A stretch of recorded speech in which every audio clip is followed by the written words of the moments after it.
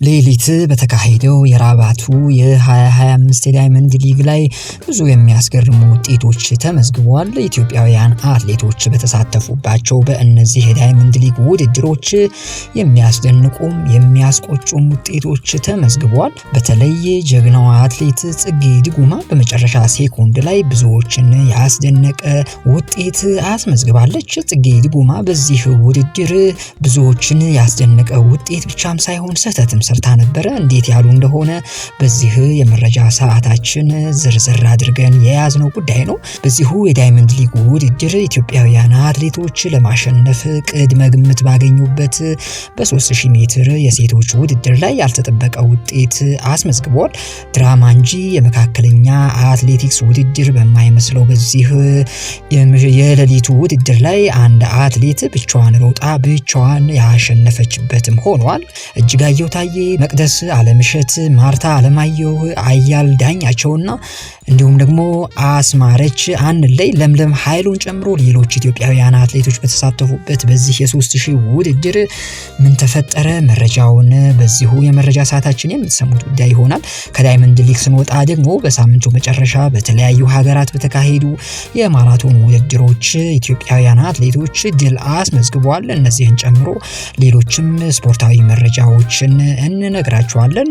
ሰላም ውድ የዛሬ ሚዲያ ቤተሰቦች፣ ቻናላችንን ላይክ፣ ሼር እና ሰብስክራይብ በማድረግ ትኩስ የሆኑ የኢትዮጵያን የአትሌቲክስ መረጃዎች እንዲደርሷችሁ ቤተሰብ ሆኑ እያለን ወደ መጀመሪያ መረጃችን እናልፋለን።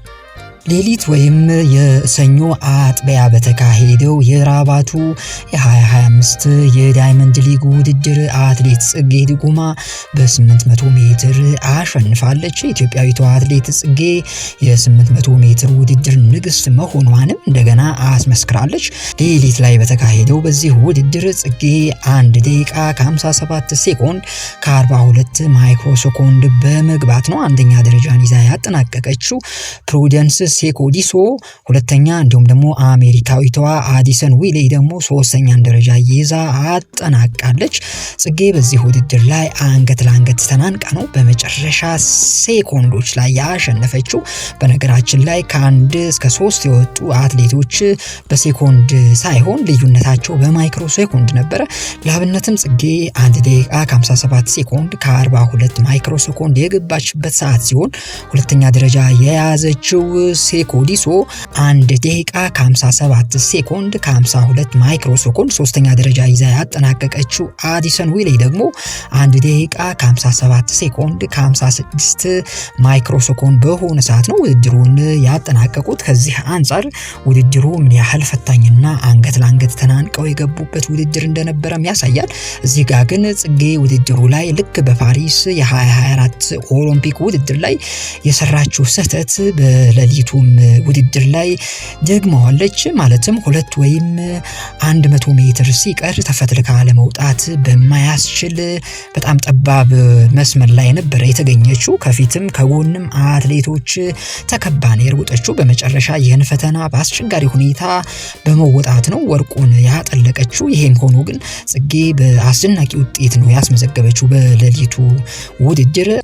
አትሌት ጽጌ ድጉማ ባለፈው ወር በቻይና ሻንጋይ በተካሄደው የሴቶች የ800 ሜትር ውድድርም ሪከርድ ጭምር በማሻሻል ማሸነፏ የሚታወስ ነው። ከ2 ወር በፊት በናንጂንግ የዓለም የቤት ውስጥ ሻምፒዮና ላይ ስትጠበቅ ባልተጠበቀ ሁኔታ ሽንፈት ማስተናገዷም እንደዚሁ አይዘነጋም። ከዚህ በኋላ ግን ያንን ቁጭት የሚያስረሱ ድሎችን ነው በተደጋጋሚ ያስመዘገበችው። ከነዚህ ድሎች መካከል ሌሊት ያሸነፈችበት የዳይመንድ ሊግ ውድድር ቅድሚያ ተጠቃሽ ነው። አትሌት ጽጌ ድጉማ በ2024 የፓሪስ ኦሎምፒክ ኢትዮጵያውያን በአብዛኛው በማይሳተፉበት በ800 ሜትር ርቀት የብር ሜዳሊያ በማሸነፍ ታሪክ መስራቷ የሚታወቅ ነው። አትሌቷ ያስመዘገበችው ሜዳሊያ ለኢትዮጵያ በ800 ሜትር ርቀት የመጀመሪያው የኦሎምፒክ ሜዳሊያ ሆኖ መመዝገቡም የማይዘነጋ ነው። ታዲያ ጽጌ በሌሊት በተካሄደውም የራባቱ የዳይመንድ ሊግ ውድድር ይህንኑ አስደናቂና ብርቱ ተፎካካሪ መሆኗን በወርቅ በማስገኘት አስመስክራለች። በሌላ መረጃ ደግሞ በሴቶች 3000 ሜትር ውድድር ኢትዮጵያውያን አትሌቶች መራራ ሽንፈት ቀምሰዋል። እጅጋየሁ ታዬ፣ መቅደስ አለምሸት፣ ማርታ አለማየሁ፣ አያል ዳኛቸው፣ አስማረች አንለይ፣ ለምለም ኃይሉን ጨምሮ ሌሎች ኢትዮጵያውያን አትሌቶች በተሳተፉበት በዚህ የ3000 ሜትር ውድድር አንዳቸውም ከአንደኛ እስከ 3ኛ ባለው ደረጃ ሰንጠረዥ ውስጥ ማጠናቀቅ ተስኗቸዋል። በዚህ ውድድር የፓሪስ ኦሎምፒክ የ5000 እና የ10000 የወርቅ አሸናፊዋ ኬንያዊት አትሌት ቤትሬስ ቼቤት በሚያስደንቅ ብቃት አንደኛን ደረጃ ይዛ አጠናቃለች። በውድድሩ ትልቅ ግምት የተሰጣት አትሌት እጅጋየሁ ታዬ 4ኛ ደረጃ ይዛ አጠናቃለች። በዚህ ውድድር አስቀድሞ ተሳተፋለች ተብሎ የነበረችው አትሌት መዲና ኢሳ ባልታወቀ ምክንያት በውድድሩ ላይ ሳትሳተፍ ቀርታለች። ከላይ መግቢያ ላይ እንዳነሳ ነው ይህ ውድድር ቼቤት ከመጀመሪያው አንስቶ እስከ መጨረሻው ድረስ ብቻዋን ሮጣ ብቻዋን ያሸነፈችበት ውድድር ነው ቢባል ማጋነን አይሆንም። ሌላው ቀርቶ ሁለተኛና ሶስተኛን ደረጃ ይዘው ያጠናቀቁት አትሌቶችም በ200 ሜትር ርቃቸው ነው ያሸነፈችው። ቼቤት አላማዋ ማሸነፍ ብቻም ሳይሆን ሪከርድ ማሻሻል እንደነበረ ገና ከመነሻው ነበር ያስመሰከረችው። ይህም ተሳክቶላት የቦታው ሪከርድ ማሻሻል ችላለች። በ3000 ሜትር የወንዶች መሰናክል ላይ ደግሞ የኢትዮጵያን ወክለው የሮጡት ሳሙኤል ፍሬውና አብርሃም ስሜም እንደዚሁ ውጤት አልቀናቸውም። ባለፈው ወር በቻይና በተደረጉ የተከታታይ ሳምንታት የዳይመንድ ሊግ ውድድሮች ላይ በአስደናቂ ብቃት አሸናፊ የነበሩት ኢትዮጵያውያኑ በሌሊቱ ውድድር ግን ውጤት አልቀናቸውም። በተለይ ሳሙኤል ፍሬው በቻይና ዳይመንድ ሊግ ላይ ከወር በፊት ያሸነፈው የ2024 የፓሪስ ኦሎምፒክ የወርቅ አሸናፊው ሞሮኮዊው ሶፊያን ኤልባካሊ ሌሊት በተካሄደው የ3000 መሰናክል ውድድር ተሸንፏል። እንግዲህ በዚህ ውድድር ኤልባካሊ በድንቅ ብቃት ነው አንደኛ ደረጃ ይዞ ያጠናቀቀው። ሳሙኤል ፍሬው ደግሞ 4ኛን ደረጃ ይዞ አጠናቋል። ከራባቱ የዳይመንድ ሊግ ወጣ ስንል ደግሞ በታላቁ የቻይና የላንዙ ማራቶን ውድድር ኢትዮጵያውያን አትሌቶች በወንዶችም በሴቶችም ድል አድርጓል። በዚህ የላንዙ የ2025 የማራቶን ውድድር በወንዶች ጌታነህ ሞላ 2 ሰዓት ከ11 ደቂቃ ከ45 ሴኮንድ በመግባት አንደኛ ደረጃን ይዞ አጠናቋል። ሁለተኛ ደግሞ ልዑል ገብረስላሴ ሲሆን 2 ሰዓት ከ11 ደቂቃ ከ50 ሴኮንድ በመግባት ሁለተኛን ደረጃ እንዲሁም ደግሞ ጫላ ጎሳ 2 ሰዓት ከ12 ደቂቃ ከ06 ሴኮንድ በመግባት ከ1 እስከ 3ኛ ይዘው ኢትዮጵያውያኑ አጠናቋል። በሴቶች ደግሞ ደጊቱ አዝመራው 2 ሰዓት ከ24 ሴኮንድ ከ12 ሴኮንድ በመግባት ውድድሩን አንደኛን ደረጃ ይዛ አጠናቃለች።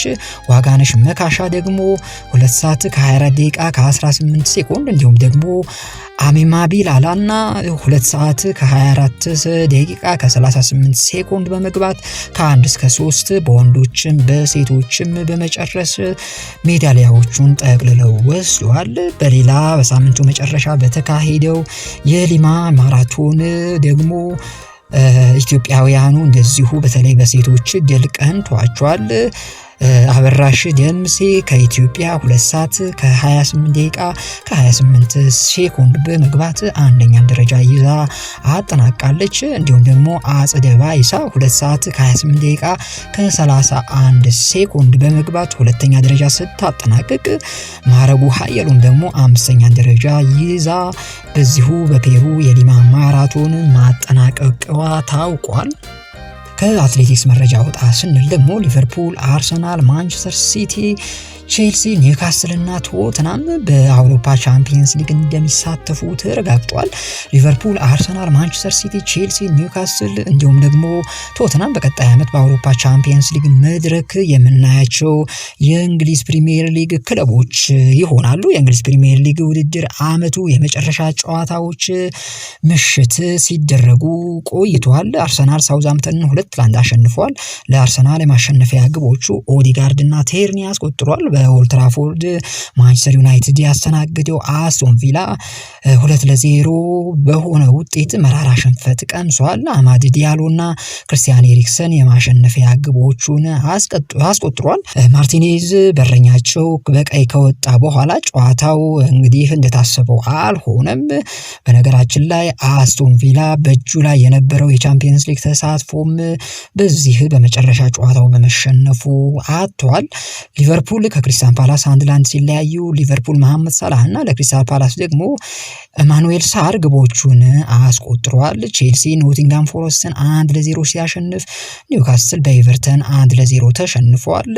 ኒውካስትል በኤቨርተን ቢሸነፍም አስቶን ቪላ በመሸነፉ ምክንያት ለቻምፒየንስ ሊግ መሳተፉን አረጋግጧል።